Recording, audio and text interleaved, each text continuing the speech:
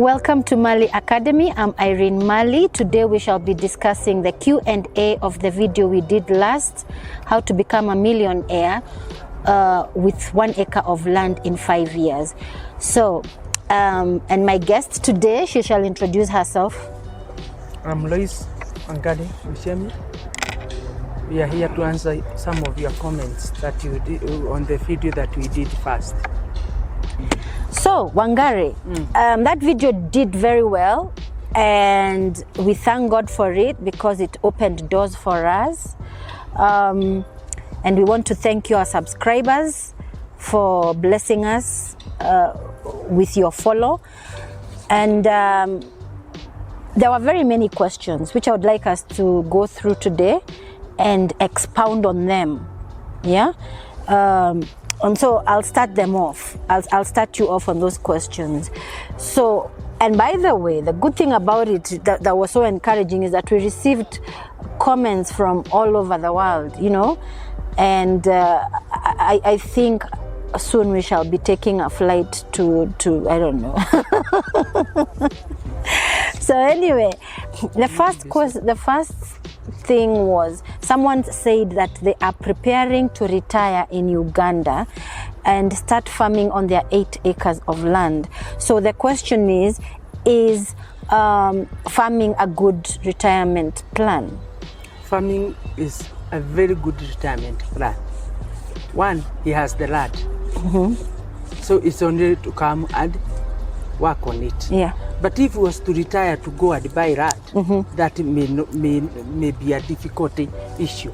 But if you have the piece of land, the food security is the way to go these days. For every home is using maize, beans, and all those other things.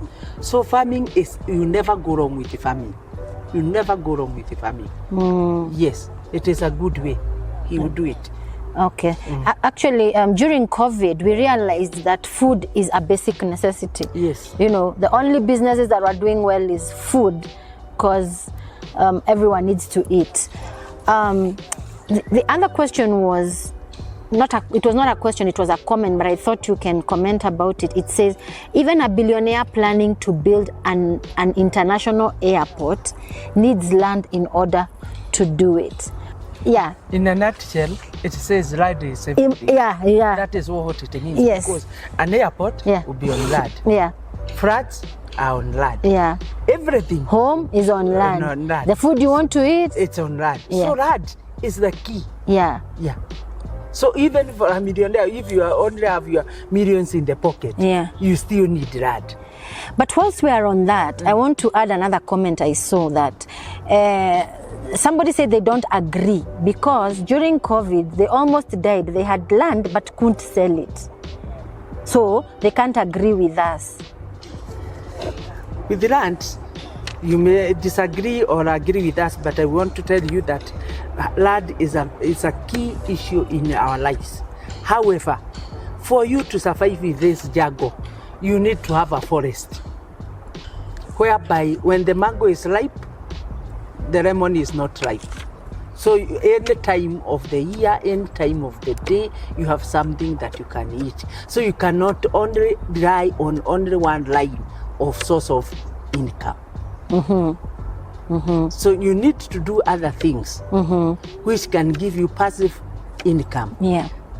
One thing I know is that when you want to sell land in a hurry, you not make money.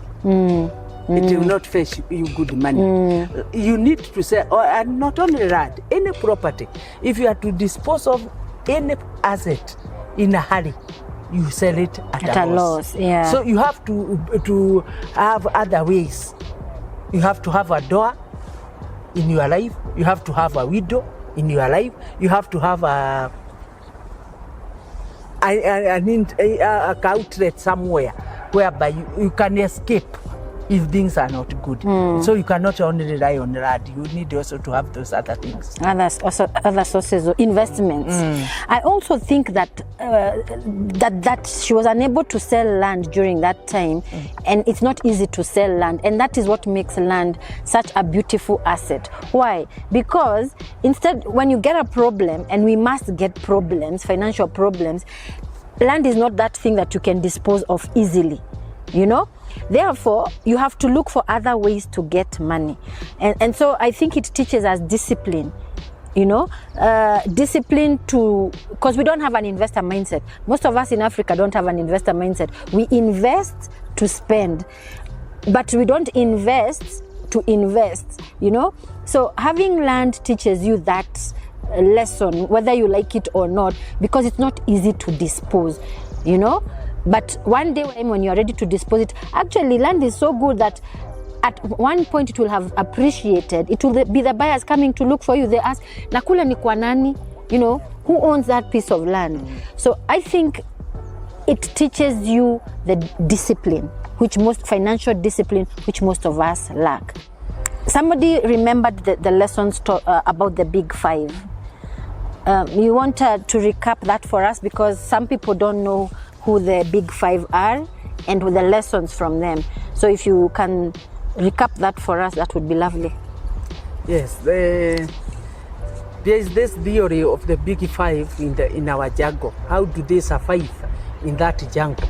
And the same thing is happening to us.